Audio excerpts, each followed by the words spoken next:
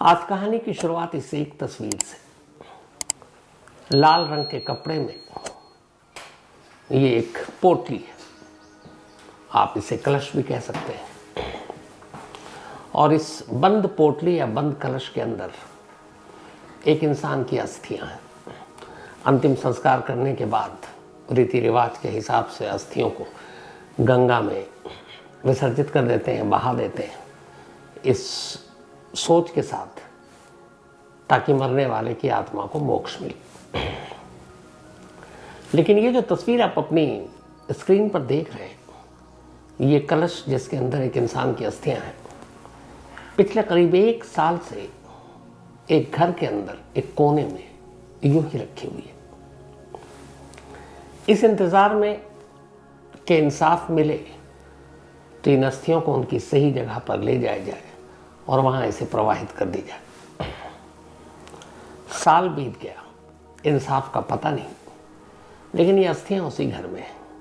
अब जरा सोचें, एक भरा पूरा परिवार, एक घर जिसके अंदर एक इंसान की अस्थियां जो उसी घर का बेटा है अगर रखी हो तो उस परिवार की रोजमर्रा की जिंदगी पर क्या असर पड़ता होगा। हालांकि कहते यही हैं कि अस्थियों को कभी घर में नहीं रखते, लेकिन इस घर में है, बाकायदा रखी हुई है। और उसी घर में उस परिवार की रोजमर्रा की जिंदगी चल रही है। इस दौरान में पिछले 1 सालों में कितने त्यौहार आए, कितने परिवार के बाहर मोहल्ले में खुशियों का मौका आया। इसी घर में लोग रहते हैं और इसी घर में रोजाना इन अस्थियों से उनका आंखों से एक टकराव भी होता होगा, फिर याद भी आती होगी।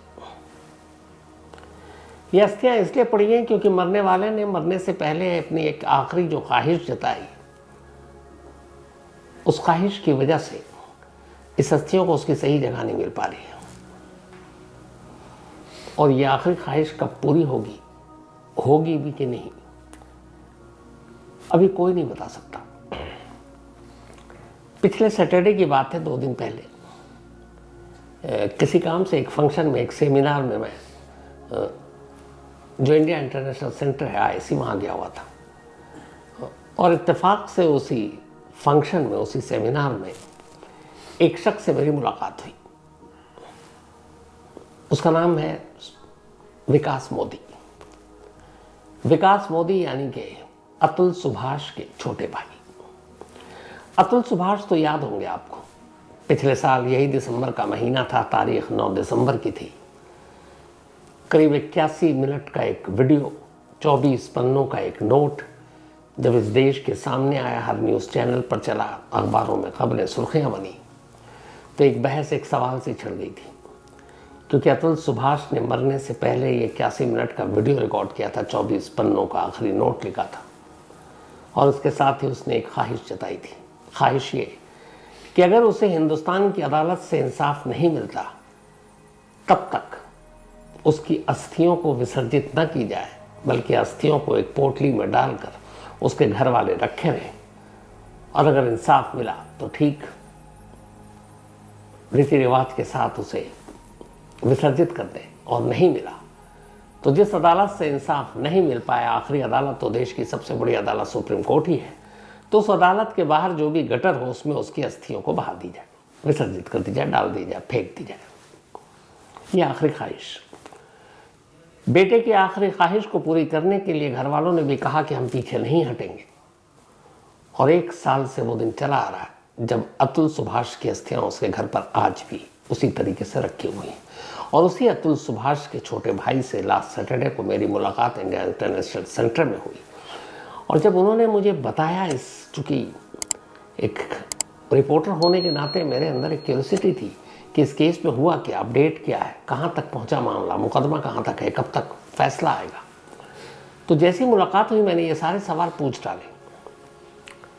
फिर जो कुछ विकास मोदी ने मुझे बताया, मैं हैरान था, मैं सन्न था। शायद अभी जो मैं आपको बताऊंगा आप भी यकीन नहीं करेंगे। 9 दिसंबर को अतुल सुभाष की मौत हुई थी।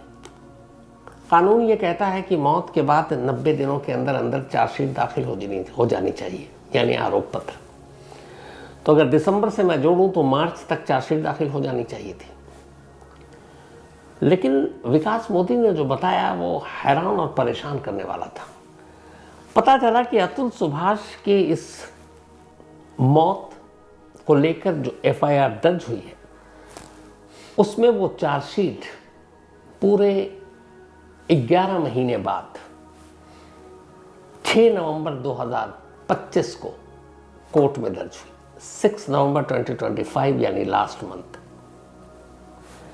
मतलब जो चार्जशीट सिर्फ 3 महीने में 90 दिन के अंदर दर्ज होनी चाहिए वो अगर उस 3 महीने को हटा दे तो 8 महीने और डिले हुआ और अब नवंबर में जाकर दर्ज हुई।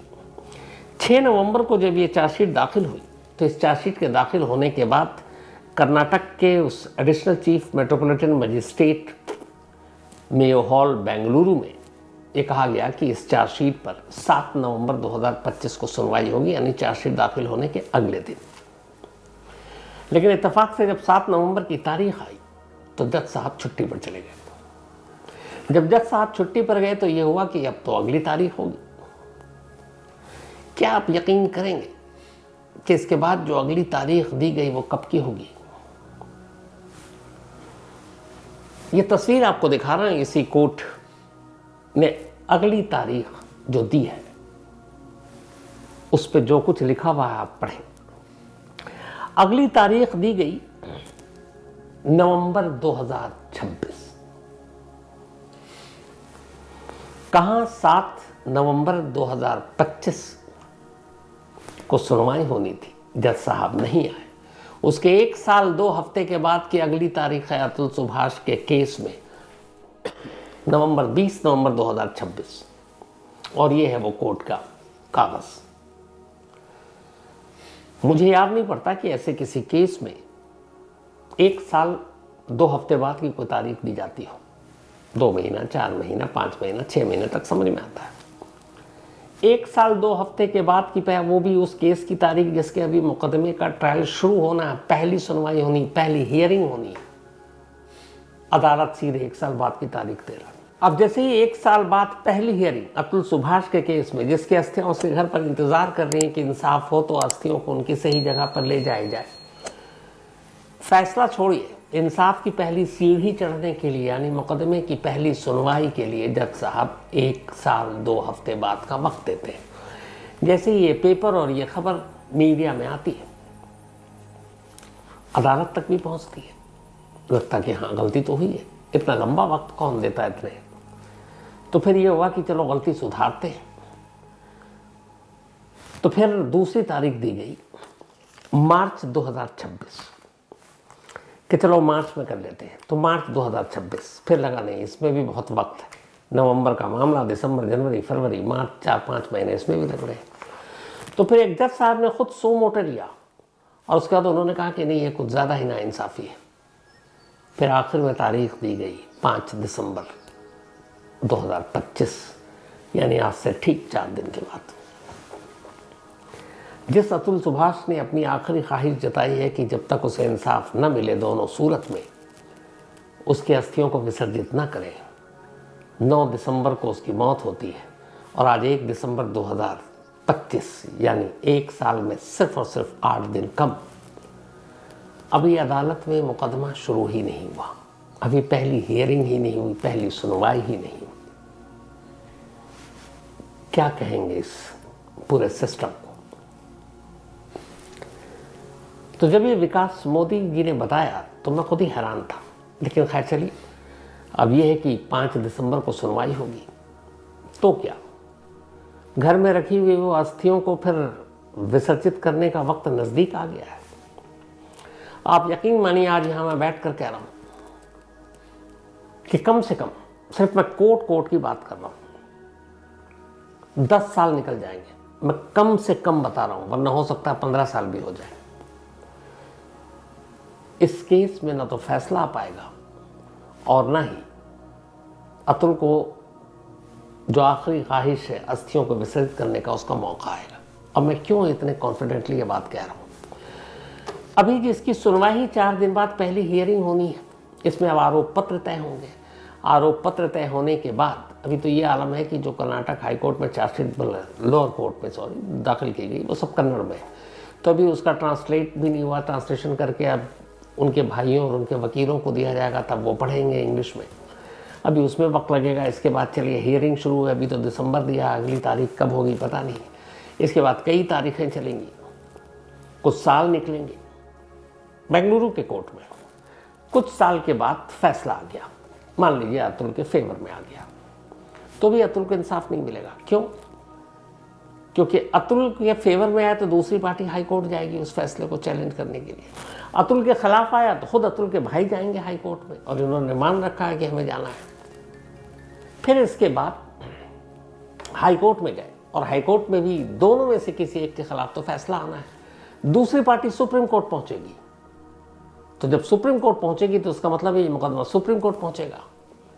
फिर सुप्रीम कोर्ट से जो फैसला आएगा वो आखिरी फैसला होगा, और तब कहीं जाकर इस अस्थि का इंतजार खत्म होगा। तो अगर तीनों अदालतों को आप जोड़ लें, इनके पुराने हम रिकॉर्ड और इतिहास को देखते हुए, और ये वो मुकदमा है जिसमें जाहिर सी बात है किसी जज को कोई जल्दबाजी भी नहीं होगी। तो अगर 3-4 साल लोअर कोर्ट में ले लेते हैं तो 2-3 साल तो हाई कोर्ट भी ले लेगा, उसके बाद सुप्रीम कोर्ट का तो पता ही नहीं, 2, 4, 5, 6, 8, 10 साल भी ले सकते हैं। तो मिनिमम 10 साल, वरना 15 के ऊपर भी जा सकता है। तो अब ये मान कर चलिए कि दोनों ही सूरत में, चाहे फैसला किसी के हक में हो, या तो अतुल के या फिर उसके ससुराल वालों के, लेकिन ये देश की सबसे बड़ी अदालत तक जाने में ये मामला 10 साल से कम का वक्त नहीं लगेगा। अभी आगाज़ हुआ नहीं, अंजाम का पता नहीं। तो इसका मतलब है कि ये अस्थियां तब तक वहीं घर पे पड़ी रहेंगी। और अगर आखिरी फैसला अतुल की आखिरी ख्वाहिश के हिसाब से नहीं है तो क्या होगा? 2 ही चीज़ें होनी इन अस्थियों में। पहला ये, क्या तो इन अस्थियों को गंगा में विसर्जित कर दी जाए, फैसला हक में नहीं हुआ तो फिर कोर्ट के बाहर के किसी गटर में। तो गंगा और गटर के बीच की लड़ाई है, एक इंसाफ की लड़ाई है। लेकिन हैरानी की बात यह है, मतलब आप सब भी सोचिए खुद ही कि साल भर हो गया, हियरिंग तक शुरू नहीं। अतुल सुभाष के भाई ने ये कहा कि, मैंने कहा कि अगर मान लीजिए कि नहीं होता आपके हक में फैसला तो आप क्या करेंगे? तो हालांकि उन्होंने जो बात कही मैं उससे पूरी तरह से सहमत नहीं हूँ, ऐसा नहीं होना चाहिए। लेकिन उन्होंने कहा कि फिर तो हम आखिरी ख्वाहिश के हिसाब से इसको गटर में ही फेंकेंगे, लेकिन परिवार वाले भी अपनी जान दे देंगे। हालांकि मैं मानता हूँ ये गलत है, ऐसा नहीं होना चाहिए। बट उनका ये था कि पूरा परिवार एक मत है कि हम इन अतुल की अस्थियों को अपने घर में तब तक रखेंगे जब तक हमें इंसाफ नहीं मिल जाता। 5 दिसंबर को क्या होगा ये उस दिन की सुनवाई में पता चलेगा। ये तो शुरुआत है, मैंने कहा ना, भी बहुत वक्त लगेगा।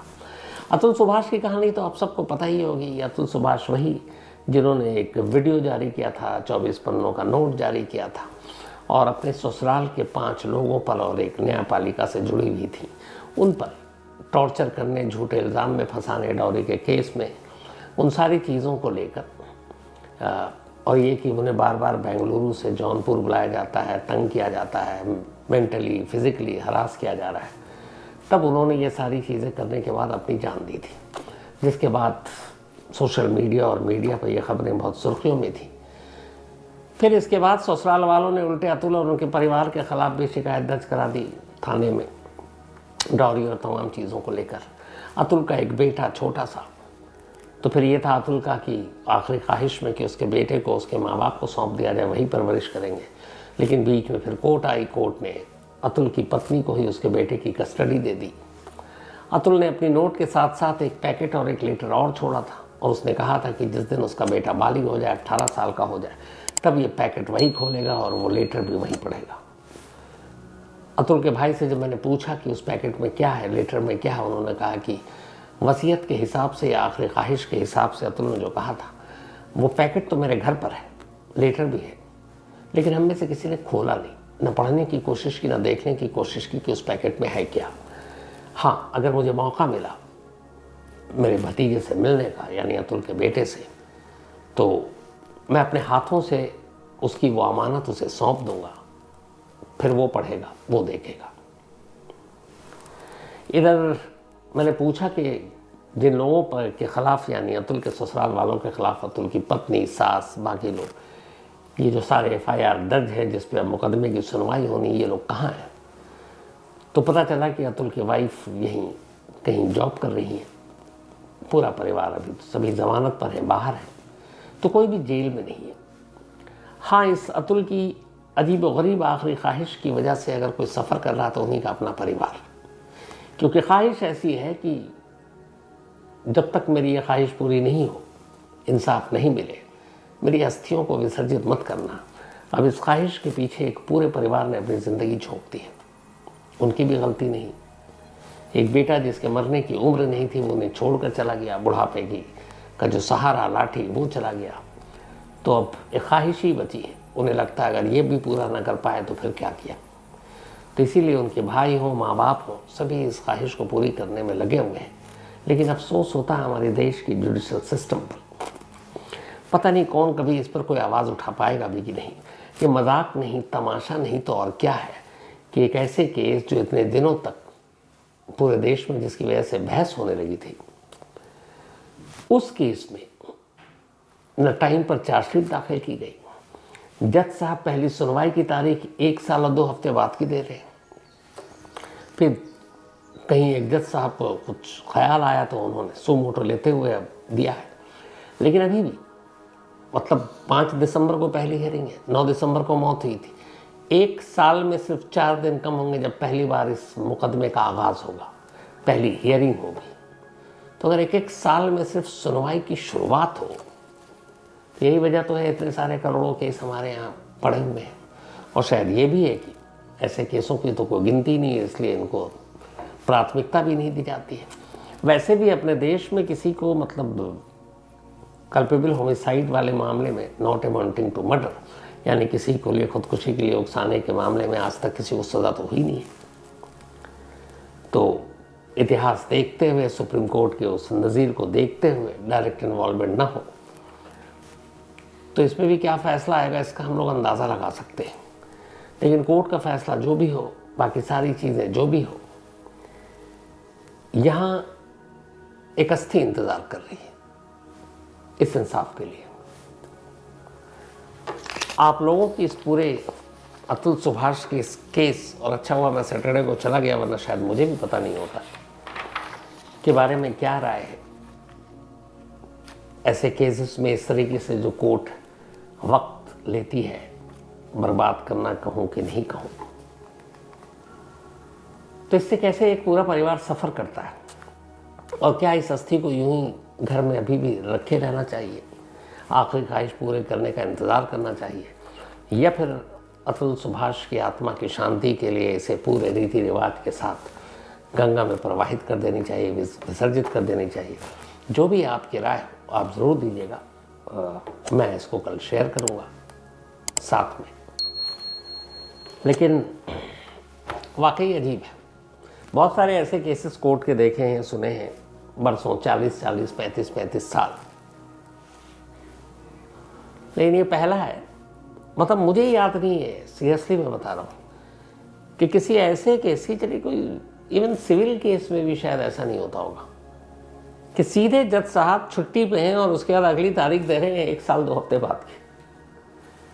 25 ख़त्म नहीं हुआ और 26 जब ख़त्म होने वाला होगा, नवंबर का महीना 26, तब पहली तारीख होगी। अब क्या उस कोर्ट में इतना ज़्यादा पेंडिंग केस या इतना प्रेशर है?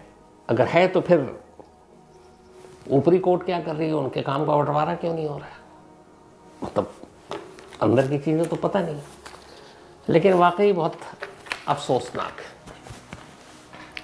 तो खैर इस कहानी में इतना ही। जो भी होगा 5 दिसंबर को आप तक अपडेट ज़रूर पहुंचाएंगे।